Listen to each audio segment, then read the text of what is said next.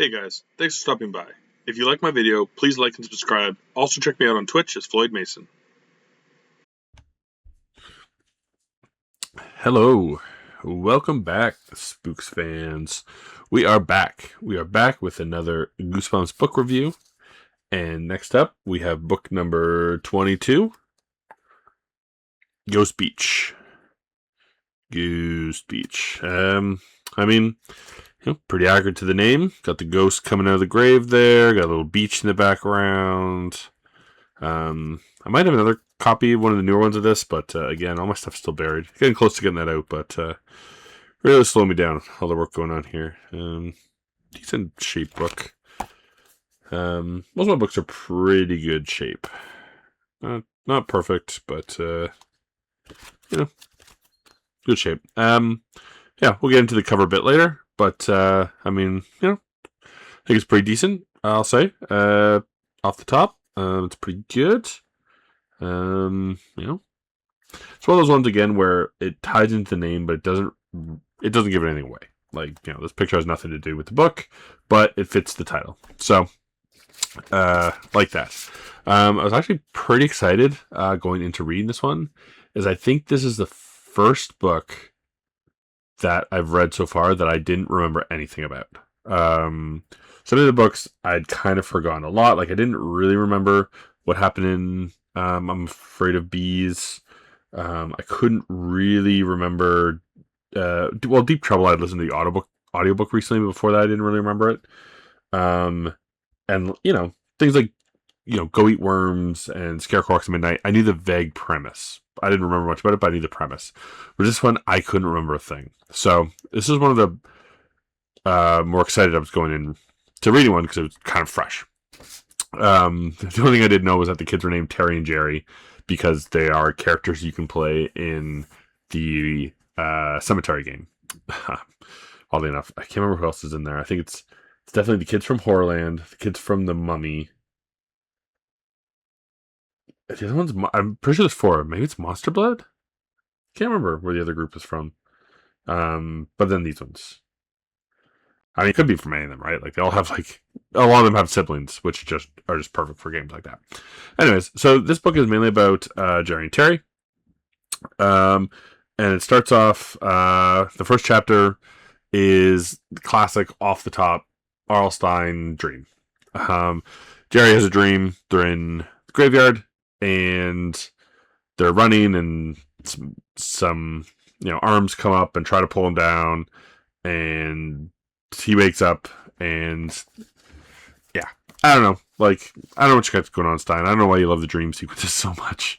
I'd say every book has a chapter that is just a dream, but he kind of says it reminds him of a dream recently because he saw a graveyard. But they kind of get into it, and the kids are going off to stay with some distant relatives named Brad and Agatha Sadler. It's a part and point of this book that they're all Sadlers. So Jerry and Terry are Sadlers. Brad and Agatha are as well, and the only other characters we meet in this book are all Sadlers. So basically, it's kind of like their family inhabited this place, kind of came over, found it, and it's just been Sadlers ever since that lived there. So they're going to stay with Brad and Agatha, and their dad, I guess their dad's family, Dad says that they were old when they're like, oh, they're pretty old, and Dad was like, oh, they're old when I knew them, kind of that, just implying that they're older, retired couple, kind of thing. So kind of never really been there, and they have a cottage near a beach, and they talk about how getting out there for the summer would be so much better than staying in a cottage in New Jersey, or in their apartment in New Jersey. So, it establishes early that Terry has really weird hobbies, and her first one is gravestone rubbings. So right when they get there, she drags Jerry into the graveyard to do those. People don't know what they are. Some people, I guess, was as a hobby, would take a piece of paper and chalk or wax or something and rub it, hold it up against the symbol in the grave and rub it to get kind of an impression. Don't really know why. Don't see how. Maybe there's some fancy artwork on some of them. I don't know why you'd want the people's names just kind of etched, but so she likes to do that. So he drags them in there. When they're there, she's also pointing out random flowers, which is a second big hobby of hers, is identifying wildflowers. I think they have like 3 or 4 hobbies for her. I know bird watching's one later. Well, like she's like all the weird stuff. Terry's kind of weird. And so they finally go. Jerry gets bored, and he kind of like, okay, let's go. And then so they go next to the beach, and they see a huge cave at the top, up on a bunch of rocks. So kind of like, whoa, there's a big cave up there. Like that's pretty cool. Um, when they go to look inside, all of a sudden a huge bat comes out and just kind of attacks them. So they kind of chase out and they freak out. Big chapter ender, and it turns out to be just a kite shaped like a bat. So as they're looking at it, a kid calls out and says like, I think he says like, "Hey, it bites! Be careful, it bites!" or something. Just scares them, and they turn around and they meet the other characters in this book again, also Sadlers, Sam, Louisa, and Nat. So I think Nat is pretty young, and Sam's about their age. They're probably early teen, or the 11 to 13 range. So Sam's about that. Louisa's a bit younger, and then Nat's kind of fully talking, but kind of like toddlerish. They kind of imply. And so they tell them that they said that they should stay there because a ghost lives in the cage. In the cave. They have to kind of pry it out of them. They're a little reluctant. throughout the book, they talk about it a lot, and it's a running theme that Sam especially keeps trying to scare them, but also that they don't seem to want to talk about the cave much. So they say a ghost lives in there, and they say they don't believe in ghosts, and yeah, basically, they're kind of doing it, and Louisa gets a little upset, and Sam just kind of pulls them away, and they leave, and Terry and Jared just kind of left wondering, like, oh, like, are they just trying to scare us? Like, they scare us with the kite. Is there actually ghosts in there? So when they get home, they ask Brad and Agatha, and they basically just ignore the questions and just start talking about flowers. They don't do much that night. Just talk about how they eat, and they learn to play whist, which is a card game. So Brad and Agatha are just kind of like, oh, like whatever. They don't want to talk about it. So again, the kids are just kind of like, oh, is this real? Like, they're not saying no, so that's kind of weird. So next day they go to the woods to pick some flowers. There's a specific one they're looking for called Indian pipe. Again, just one of Terry's hobbies, and Agatha kind of encourages it. Seems like she likes to do the same thing. And while they're looking around, they find the skeleton of a dog. So the dog looks like it's been picked clean, which is pretty scary. They're like, what could cause this? And while they're kind of looking at it, they hear a shriek and a howl, and they get scared. And again, it's just Sam and the kids again spooking them. They thought they would scare them, but then Terry and Jerry get to pull them over and show them the dog, and the other kids get a little scared. And they attribute it to the ghost. They kind of the old thing of like a ghost can, or a dog can recognize a ghost, so the ghost goes after dogs first, and it killed it and ate it clean. So again, they're not really sure what to make of this because again, Sam likes to scare them, but they seem a little freaked out themselves, so they can't really tell again if they're being tricked or if the kid, if there's a ghost or if the kids just believe there's a ghost, right? So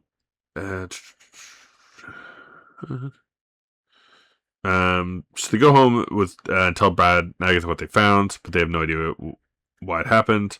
When they tell them they think it was a ghost, they just kind of laugh at them. Which again, right? Like, kids going to tell ghosts, like it could be anything, right? The dog had been there forever, and it's just bugs and whatnot picked it clean.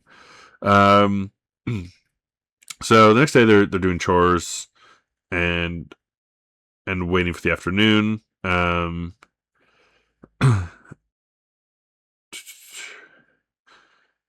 At night, Jerry sees something in his room. So it kind of goes and they're just like killing time for the afternoon. Jerry's seen something moving in his room, kind of hiding, and it's just Terry scaring him. She's hiding under a sheet. She's kind of like, "Oh, I thought you weren't scared of ghosts." He's like, "I'm not, but you're in my room, which is very different." Which is a good point. It's a thing of like, yeah, like not scared of ghosts, but if all of a sudden I saw somebody in my room in a sheet, I'd be scared of the person in the sheet. I wouldn't think they're necessarily a ghost. Um, so the next day they go down to the beach again, and they're looking at some creatures, just kind of like a little small tide pool. Again, kind of an interest of Terry's is she's just very sciencey. So like the bird, I can't remember if anyone wrote it down, but she likes to go bird watching. She likes to go look at these things. I think they're looking at like starfish and other items like that. The other kid shows up, and they kind of decided the night before that they're going to try and get Louisa to tell them a bit more, because Sam keeps kind of shutting the other kids down. So they want to kind of just see if Louisa will tell them anything, because Sam isn't. He's being very vague when he does. So Terry tries to get Louisa to tell her more, but Sam again is there, and he doesn't let his siblings say much. But he does tell them that they know there's something in there because they see a light coming out of the cave. So it has to be something in there, because there's a light. That night, when they get back, Agatha tells them that they appear to be missing a towel, and they realize they might have, or probably left one on the beach. So Jerry goes down to see it, or see if he can find it. And as he's walking by, he sees a light in the cave. So they hadn't really been out at night, but now they're out at night. He sees the light, and so now he really believes that Sam is telling the truth. Again, not necessarily that there's a ghost, but that they believe there's a ghost. So something's going on. He then gets a jump scare. He climbs up first, and he gets a jump scare. A hand grabs his neck, and again, it's just Terry. So he'd been taking a while, so Terry came out to find him, and sees him kind of climb up to the cave. He asked her if she saw the light, and she's like, "What light?" And he looks back, and the light's gone. So between the time that he was kind of looking at it, and they stopped talking to Terry, the light went out. So they go. So in bed that night too, he hears a dog barking somewhere and kind of howling. He just kind of remembers thinking about how they don't like ghosts, and just kind of makes him think again. Oh, there's a ghost. He's starting to get a little scared, right? Like he's seeing the lights and all this stuff, and they're really starting to get to him. And he's just kind of like, oh, there's ghost barking or dog barking because it sees a ghost, kind of deal. So it's just kind of building up that, like, Jerry is starting to kind of believe, and you're supposed to be kind of wondering now, like, what's going on. So next day, they go out and find the kids again, and the kids are going fishing and invite them to come. So they'll go, and it's kind of, it's a fun little kind of scene about them just learning how to fish and having some fun with the kids, not getting all like spooked out. And so they tell them that they saw the light and whatnot, and all three kids seem scared. So this is, again, it's getting to the point where, like, Jerry and Tara are really starting to believe them, because the kids are genuinely seem afraid. And like, Jerry saw the light, which is what they said was there, which again doesn't really make much sense to him, so he kind of has to believe that something's going on. At dinner, bring up the cave again, and Agatha warns them not to go in it. Brad kind of makes them think of, like, oh, you know how the Northern Lights work, and like, it's kind of that. Jerry's just like, there's no Northern Lights in the cave. So that was kind of a funny, like, what a bad excuse. You could use just like, oh, the moonlight might just be reflecting oddly in there, which makes it seem lit up. Like, I could believe that as a kid, but Northern Lights, what are you talking about? So after dinner, they sneak off and they go to the cave. They really want to see what's going on. Terry especially is just like, she sees as a mystery that she wants to solve, and Jerry is curious enough that he comes along as well. So they see the light again, and they go in. Then they have a little jump scare. The ceiling's falling, and it's just a bunch of bats. So the bats drop down and fly away. They keep going through the cave, and at the back they find a candle. And that's what's causing the light. And so they're kind of like, oh, like, weird, like, there's definitely someone living in here. And they turn, and they see an old man who just kind of beckons to them and says, come here. So they start freaking out. They run away. They have the scare, like, Jerry kind of falls, and the man's reaching for him, but they get up and they run out of there, and it's like, oh my god, like, that's a ghost. Like, we saw it, that's a ghost. Later that night, they hear a rapping on the window, and Jerry's like, oh my god, it's a ghost, he's come for me. And they open up, and it's Nat. Um, they all the kids are out there say they saw someone running away from the cave, and they tell them that they went in, they saw everything, and the kids say like, "Hey, meet us tomorrow. We have a plan to get rid of the ghost. We need your help now that you've seen it." So next morning they're doing grave rubbings again. It's supposed to be in like the afternoon, and a throwback to book one, they find the kids' graves. So they find graves with the names on it, and at this point, they go back and they go to run and tell Brad and Agatha, but Brad and Agatha have a reasoning for this. So they kind of tell a story in the 1600s that the Sadler family had kind of migrated here, and one year there was a terrible, I think, storm or winter storm or something, and a lot of the people died. Olden times like didn't really have a way to protect themselves, especially if they got sick, and so a lot of them died, and they kind of said like, oh, a lot of people that were here and later like were often named for their ancestors. So that's just the case. They just have the name. Somebody saw that these 3 kids had passed and like they renamed them, and they point out to like, oh, if you're in there, like you'll actually find like Brad and Agatha as well. Like, are we're also named after relatives. So that kind of puts them at ease. I think it's a cool little like throwback to the first book, but mixes it up where they kind of have a reason for it, and you get a little more explanation of like why they're all Sadlers and like and what happened in this area and how they got there, which I thought was kind of cool.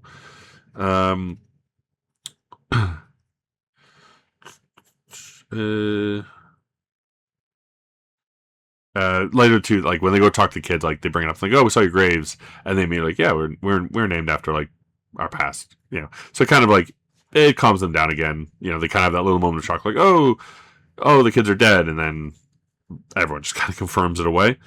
So they meet with the kids and they tell them their plan is that they need to block the entrance to the cave and trap it in the cave. The kids are too scared to go up themselves. They want Jerry and Terry to do it, and they say they will stay down as kind of watch out and let them know if something's going wrong, and kind of distract the ghost who comes out so they can get it done. They look and the kids are gone, and the ghost catches them. So it grabs them and pulls them into the cave. And this is where the ghost claims that the kids are actually ghosts. He claims that his name is Harrison Sadler, another Sadler, who grew up in England and came over here. He was kind of studying the history of his people and knew that they settled here and all about the storm. And so he came here and he found that there were ghosts living here. And the reason he lives in the cave is he says that the ghosts can't pass through the walls, so they can't kind of get behind him or attack him. Like he's safe in there. Is kind of his reasoning for it. So they think that he's going to capture him, but he lets them go and he tells them to go check out the east corner of the graveyard, and then they'll believe him. So it's kind of a cool part of this book because again, so now you know what's going on in the cave, which is cool. And they've kind of set up like, okay, like maybe he's the ghost, maybe the kids are the ghost. And at this point, you don't really know which one it's going to be. Right. And obviously it's one of them. But I think they could have gone either way and it would have been a good book. Like it would have been cool, if either one. I mean, we'll get into which one it's not. But I think there is a good way to write it both ways, which makes this for a great twist. Because sometimes you get to a book and you're reading it at this point, and you're just like, well, if this is true, like, oh, if the kids are the ghosts, then that's stupid, right? Like, it doesn't work with like things that have happened in the past. But they're kind of weird, and they have the Sadler name, and then you have this weird guy living in a cave, just making up, just how things like, oh, I'm safe here because they can't go through rocks, and so I'm studying them. It's also very odd. So they leave, they go to the graveyard, and there they see graves for themselves, which really freaks them out. And the kids show up and they apologize for running off, and they tell them that they really need to go back and do it. I don't know that they ever address. I'm trying to remember how they actually address like why the graves are there for them. I don't think they do. I can't really remember if they do or not. But yeah, just kind of gloss over a little bit. The kids are super apologetic. They're like, "Oh, we really need to trap him. Like, no, he's lying to you. Like, he's dangerous. Like, he wants to kill us. Like, again, he's been after us for a while, and he's kind of with you here, he's thinking he can get to us through you. That's why we need to get rid of him. Jerry doesn't want to go. He doesn't know what the hell's going on. But Terry's kind of like, okay, yes, like we'll go help you. And so he's like, no, because of Terry, got to go do this thing. So they go back again, and Terry's kind of like, oh, to do this, like you need to come up here further. You need to come up here. Oh, it's raining now. It's too dangerous to go up. Like let's just stand inside the front of the cave for a minute. And basically, she kind of just tricks them and pushes them until they get into the cave, and Harrison shows up. So at this point, again, you kind of have the who is it? Like they're both kind of claiming it's the other one, and then a dog shows up. So dog immediately kind of looks at Harrison and growls a little. And it's like, oh, it must be him. But then it turns and just starts barking at the kids. So at this point, we know the kids are the ghosts. And so they're apologetic and they're like, oh, we're so sorry. Like, it's not fair. We didn't get a chance to have a life. And like he's gonna, and like they still do. What I like about the way this story kind of goes is they are still afraid of him because they think he is trying to kill them. It's just that they're the ghosts and he's not. But he thinks they're afraid of the cave for the exact reason he said they can't pass through rocks. So they're afraid that they'll get trapped in there and they'll be trapped in there forever. Then there's a really cool scene where it describes their like just skin and everything falling away and them becoming like skeletons. And it's really well written. It's pretty gross. Which is pretty great. And then they run out of the cave. And as they do, they kind of look back and Harrison loosens the rocks and it crashes down and covers the thing, trapping him inside, but also the ghosts. Don't know why he did that. Feel like he could have done it without. The ghosts really weren't harming anybody. Like, I feel like they could have just had a powwow there and talked about it. But whatever. They're gone. So they run back to kind of tell Brad and Agatha everything that happened. And as they get there, the dog comes in and starts barking at Brad and Agatha. And they are also ghosts. And it's kind of a menacing end where Agatha's like, oh, that's unfortunate. Like, I guess we're going to have to take care of you, and basically locks the door. Which again, sometimes Stein gets a little kind of, for kids books, like a little grim. But as an adult, I appreciate it. I really like that ending. I think it's a good twist. Like, I feel lately a lot of his twists have kind of been like pretty dumb. Like at the end of Go Eat Worms, all of a sudden he gets attacked by like a butterfly, and I'm trying to think of another one. I think Monster Blood 2 also had like this weird like one-off thing that doesn't have anything to do with the story. So it's just kind of a good ending.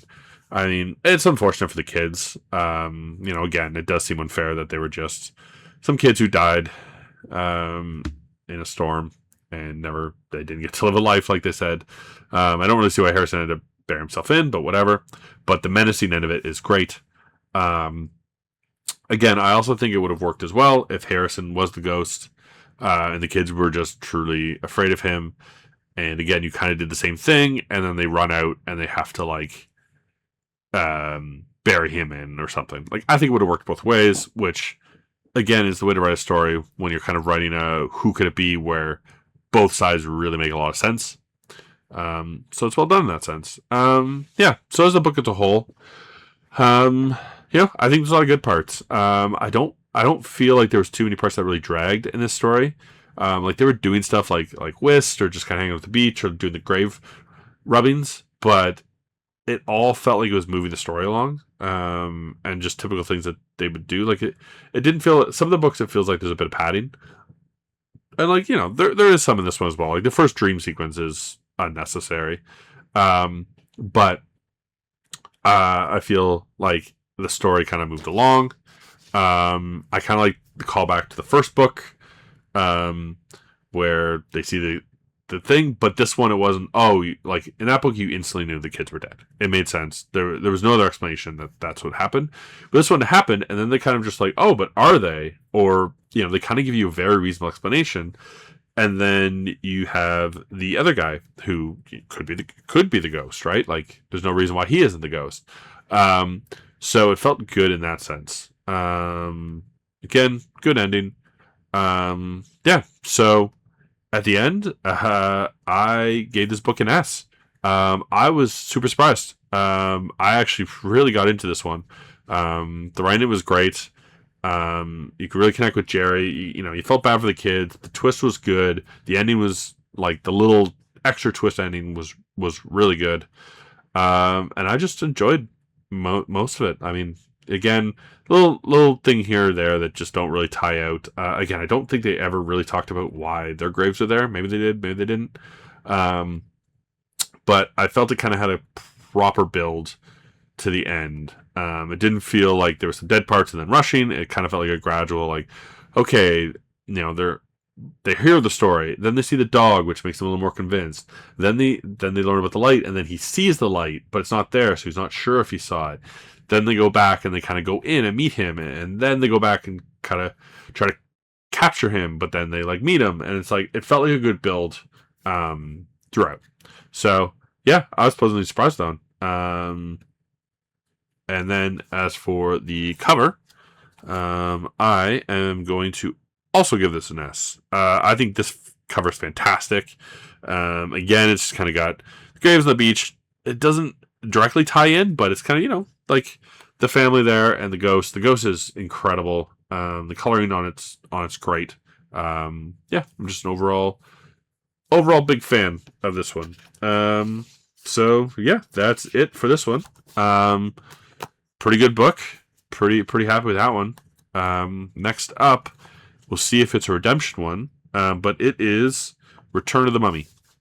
So follow up to what's the first Mummy book called? What do you called? Mummy's Curse, Mummy's Tomb, something like that. So that one wasn't a great one. I gave it a B for the story. So I'm hoping it'll improve. Similar to Monster Blood, right? Like the first Monster Blood was a C. I think the follow up got a B. So, hopefully Stein can take that story, which I felt had, like the first Mummy's Tomb wasn't awful. But it is one where I just feel like he put in something at the end just to make it work. Whereas, yeah, again, right, like it's in a lot of books where you have that twist and something unexpected, but at least, take for example this book, like ghosts exist. Like it's very clear off the start that the kids are afraid of a ghost and the ghost could be real. And so that's fine. Like it's not a late in the game where all of a sudden, oh, they're ghosts. And even then, if they were like, like in Dead House, it was like, oh, okay, they're ghosts. Like that's a good twist. Like ghosts can exist. So we will see what he does with that. Hopefully I get to read it soon. Again, we're getting to the books now where I don't remember much of anything about them.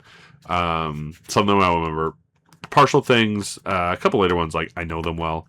Whenever we get to the superhero one, I know that one quite well. Night in Terror Tower, I remember pretty well. Some of them, some of them just stick with you. Maybe they were ones I actually owned instead of borrowing from the library. But that is going to do it for this one. So thank you if you stuck around. If you have any opinions on the book, let me know in the comments. Hey guys, thanks for stopping by. If you like my video, please like and subscribe, and also check me out on Twitch as Floyd Mason.